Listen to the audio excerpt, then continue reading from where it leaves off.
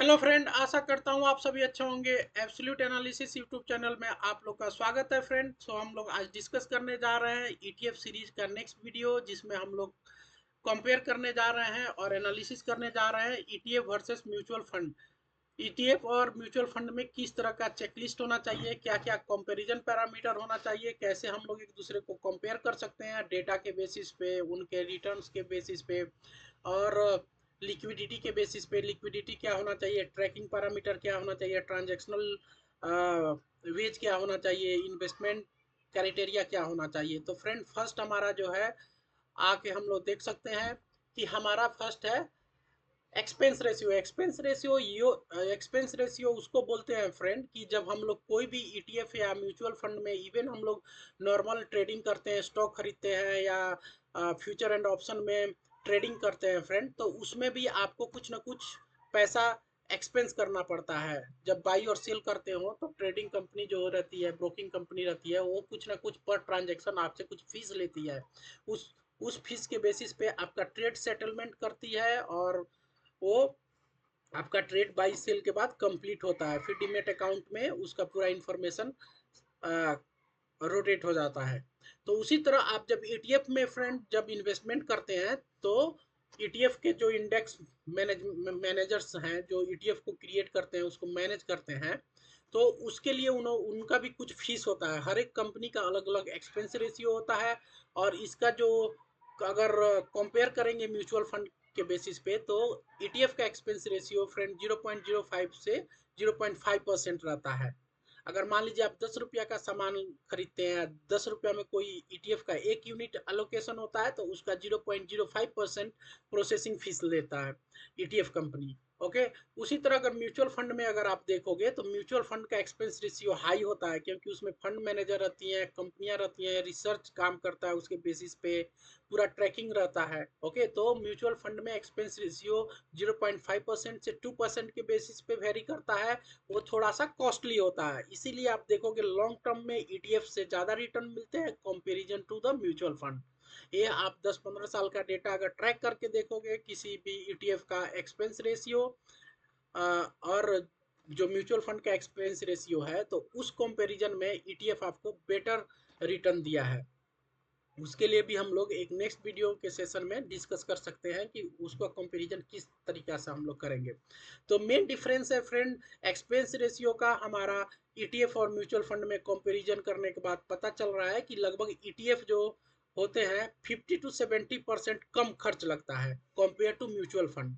अगर मान लीजिए कि आपका जब बाई और सेल करते हो, तो आपका एक्सपेंस रेशियो कम लगेगा, तो रिटर्न उसके बेसिस पे आपको ज़्यादा मिलेगा लॉन्ग टर्म में। Okay friend. तो ये हमारा फर्स्ट पैरामीटर हो गया। दूसरा पैरामीटर क्या होता है, लिक्विडिटी। लिक्विडिटी में क्या होता है कि लिक्विडिटी का मतलब क्या होता है कि हमेशा मार्केट में बायर और सेलर्स अवेलेबल हो, और आपका इंडेक्स कभी भी जब मार्केट रियल टाइम पे चल रहा हो, तब आप जब कोई भी स्टॉक सेल कर रहे हो, तो वहां पे बायर होना चाहिए, जो आपको सेलर जब सेल कर रहा है तो बायर उसको बाई कर ले। राइट।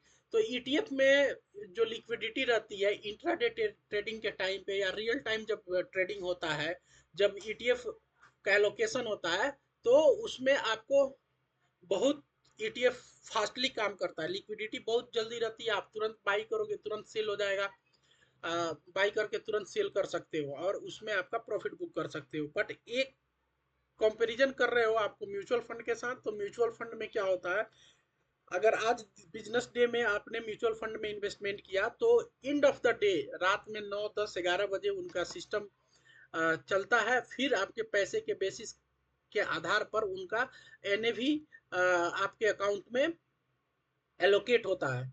उसके उससे क्या प्रोसेस होता है, ये रियल टाइम सिनेरियो काम नहीं करती है। मान लो कि आज मार्केट बहुत हाई था, आप चाह रहे थे कि कुछ अपना प्रॉफिट बुक करें, बट आप उस समय बुक करेंगे और रात में आपका अकाउंट सेटलमेंट होगा। तो इंट्रा डे में या मार्केट में रियल टाइम में ईटीएफ बहुत अच्छा लिक्विडिटी देता है compare to the mutual fund. ETF में आप तुरंत बाई कर सकते हो, खरीद सकते हो और सेल कर सकते हो, ये फैसिलिटी रहता है फ्रंट। तो ये हम लोग डिस्कस कर लिए पॉइंट नंबर 2 जो लिक्विडिटी का था। पहले हम लोगों ने डिस्कस किया एक्सपेंस रेशियो, दूसरा है लिक्विडिटी, तीसरा है ट्रैकिंग।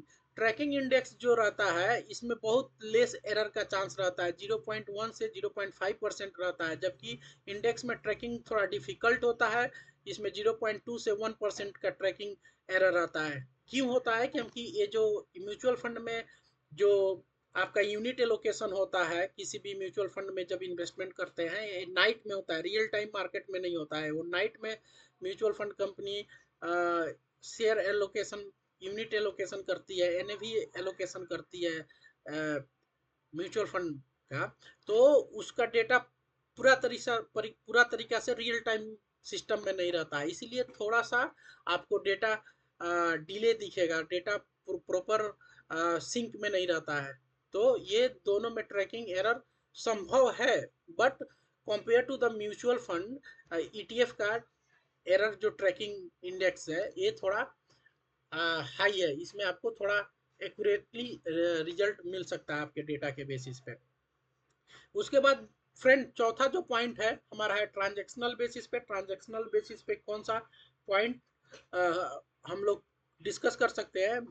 तो हम लोग देख सकते हैं कि ईटीएफ लेते समय कितना ब्रोकरेज लग रहा है, बिड आस्क और स्प्रेड में कितना डिफरेंस है। जबकि म्यूचुअल फंड में इस तरह का कोई भी स्प्रेड नहीं होता है, केवल हम लोग इक्विटी लोड के बेसिस पे निकल सकते हैं। ईटीएफ में कोई अतिरिक्त खर्च नहीं होता है, मतलब आप सिंपल भाषा में समझ सकते हो कि ईटीएफ को बाई किया, एक्सपेंस रेशियो दिया ब्रोकिंग कंपनी को और सेल किया तो निकल गया। बट म्यूचुअल फंड में एक रिस्ट्रिक्शंस है, आप जब सेल करोगे तो आपका, जब बाई करोगे तो एक्सपेंस रेशियो तो लगेगा ही लगेगा, जब सेल करने जा रहे हो तो एक एग्जिट लोट भी लेती है म्यूचुअल कंपनी आपका ट्रेड को सेटलमेंट करने के लिए। ओके, तो इस पॉइंट ऑफ व्यू से अगर आप देखोगे तो ईटीएफ जो है उसमें अतिरिक्त खर्च नहीं होता है, जबकि म्यूचुअल फंड में एक्स्ट्रा आपको एक्सपेंस खर्च करना पड़ता है। मतलब अगर आपको प्रॉफिट के नजरिया से देखा जाए तो ये जब एग्जिट लोड आप रिड्यूस करोगे आपके टोटल ट्रेड सेटलमेंट से, तो आपको एक्स्ट्रा पैसा देना पड़ता है म्यूचुअल फंड ब्रोकिंग कंपनी को, कंपेयर टू ईटीएफ। ईटीएफ में इस तरह का प्रॉब्लम नहीं होता है फ्रेंड।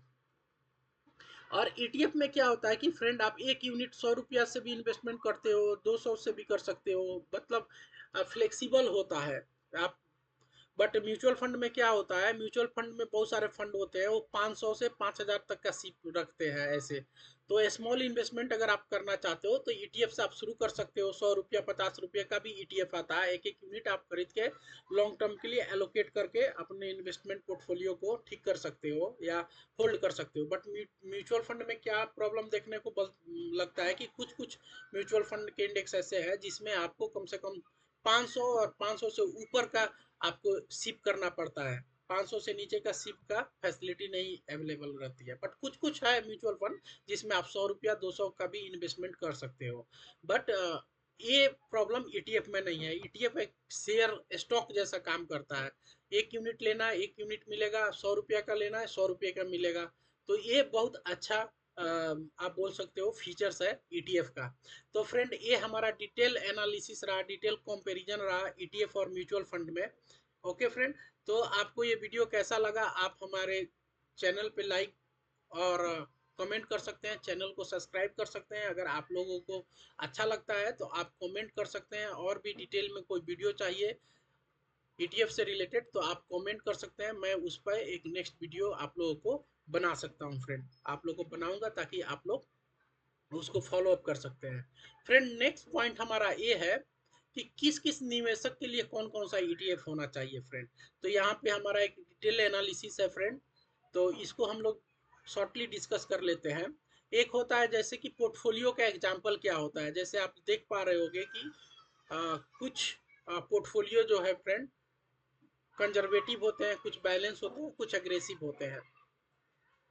कंजर्वेटिव पोर्टफोलियो का कैटेगरी वो होता है, यहाँ पे देख पा रहे होंगे फ्रेंड, कंजर्वेटिव मतलब होता है कि लो रिस्क वाला पोर्टफोलियो, जहाँ पे बहुत कंसिस्टेंस आपको रिटर्न चाहिए, कोई भी आपको रिटर्न में प्रॉब्लम नहीं होना चाहिए, बहुत कंसिस्टेंसी होना चाहिए, तो इस तरह का पोर्टफोलियो आप लोग बना सकते हैं।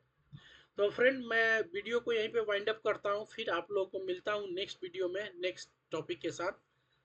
चैनल पे बने रहिए। ईटीएफ का पूरा डिटेल डिस्कशन चल रहा है। आप लोग को कोई भी डाउट है तो आप लोग कांटेक्ट कर सकते हैं, पूछ सकते हैं। वीडियो को मैं यहीं पे वाइंड अप करता हूँ। Thank you. जय हिंद।